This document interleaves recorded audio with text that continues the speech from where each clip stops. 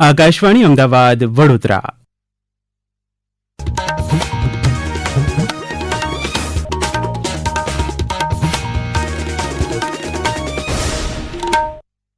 પ્રાદેશિક સમાચાર કરણ મકવાણા વાંચે છે. સૌપ્રથમ મુખ્ય સમાચાર. ખાસ મતદાર સુધારણા ઝુંબેશમાં 94.11% ગણતરી ફોર્મના ડિજિટાઇઝેશન સાથે ડાંગ જિલ્લો મોખરે. મુખ્ય નિર્વાચન અધિકારીનો માન્ય રાજકીય પક્ષોને વધુ BLA મૂકવા અનુરોધ.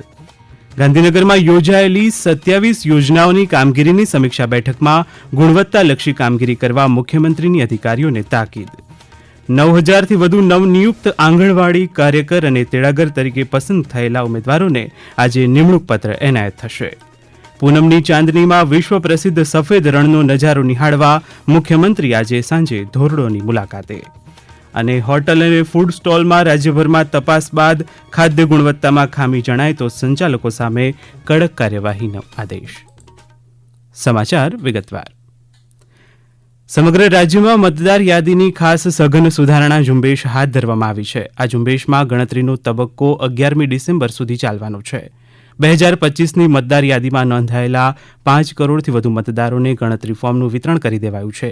રાજ્યના 33 જિલ્લાઓ પૈકી મોટાભાગના જિલ્લામાં 100% ફોર્મ વિતરણ સંપન્ન થયું છે, જ્યારે અમુક જિલ્લામાં 100% વિતરણનું લક્ષ્ય હાંસલ થવામાં છે.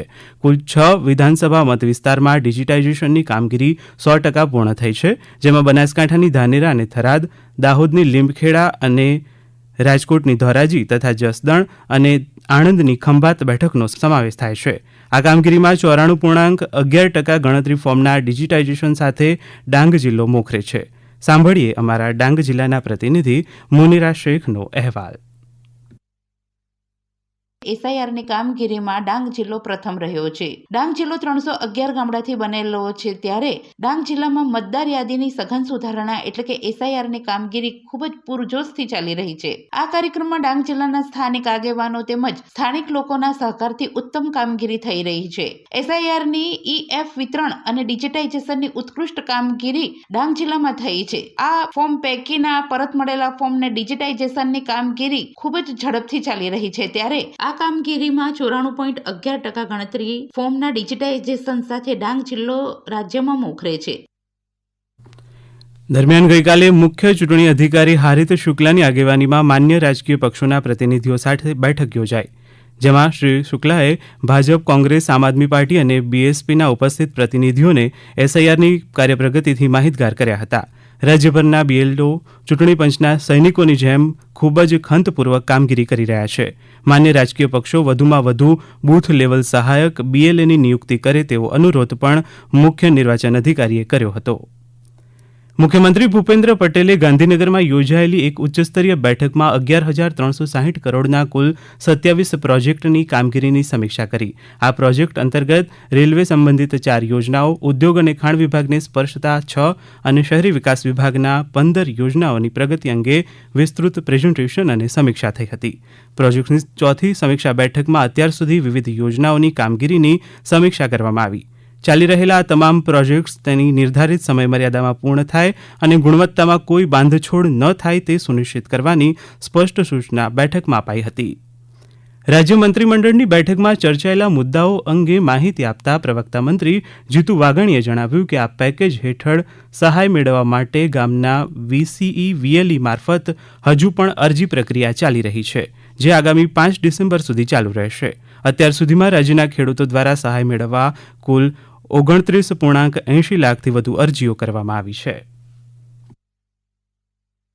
આજ સુધી સહાય મેળવવા માટે 29 લાખ જેટલી અરજીઓ આવી છે. 11 લાખ જેટલી અરજીઓ એ સ્કૂટીની થઈને ફાઇનલ પણ થઈ ગઈ છે.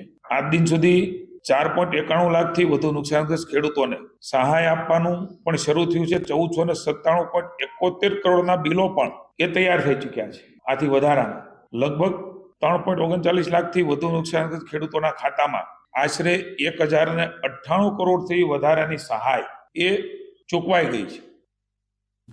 રાજ્યભરની તમામ સરકારી શાળાઓના ટોયલેટ બ્લોકની સઘન મરામત અને સાફ સફાઈ ઝુંબેશ હાથ ધરવા સૂચના આપી હોવાનું પણ સરકારના પ્રવક્તા મંત્રી જીતુ વાઘાણીએ જણાવ્યું હતું. સરકારી શાળાઓ એમાં ટોયલેટ બ્લોકની મરામત સમયાંતરે થતી હોય છે, પણ વ્યાપક જરૂરિયાત હોય એની સઘન મરામત કરવા માટે એક ઝુંબેશ સ્વરૂપે તમામ માહિતીઓ એકત્રિત કરીને સ્પેશિયલ કેસમાં તરત જ એમાં સેનિટેશન હોય, ડ્રેનેજ હોય, પાણીની વ્યવસ્થા હોય, આ બધી જ વ્યવસ્થાઓ જોઈને તરત જ કરવાની સૂચના માનનીય અધ્યક્ષશ્રીએ આદેશ કર્યો છે. આ સમાચાર આપ આકાશવાણીના અમદાવાદ વડોદરા કેન્દ્ર પરથી સાંભળી રહ્યા છો. આ સમાચારનું જીવંત પ્રસારણ આપ અમારી YouTube channel EIR news Gujarat પર પણ સાંભળી શકશો. વધુ સમાચાર માટે અમારી વેબસાઇટ newsoneair.gov.in/gu અને અમારા એક્સ હેન્ડલ EIR_ABAD ને ફોલો કરશો.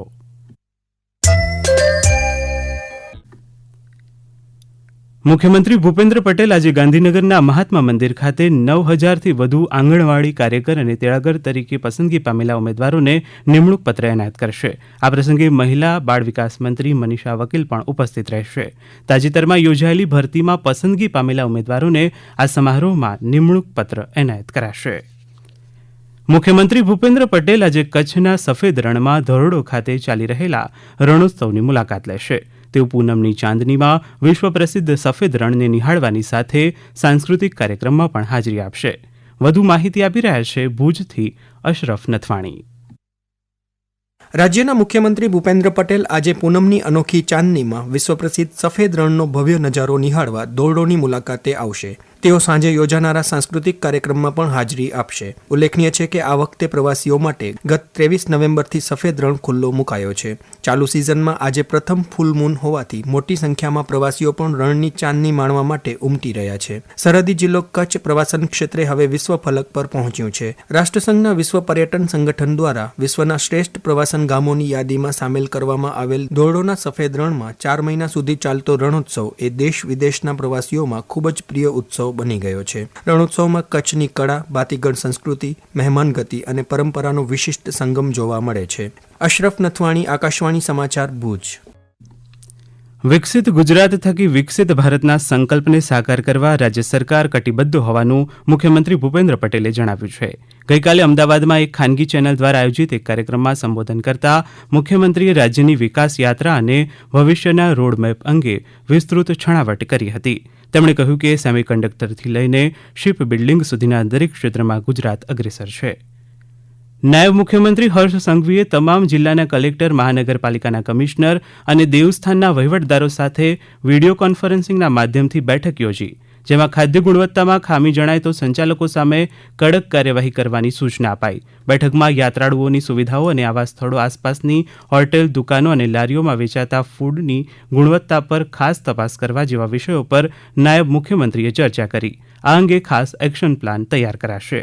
દરમિયાન નાયબ મુખ્યમંત્રીના નિર્દેશ અનુસાર ગઈકાલે રાજ્યભરમાં યાત્રાધામો અને પ્રવાસન સ્થળોની આસપાસની હોટલ અને નાસ્તાની લારી દુકાનો પર ખાદ્ય પદાર્થોની ગુણવત્તાની આકસ્મિક ચકાસણી હાથ ધરાઈ.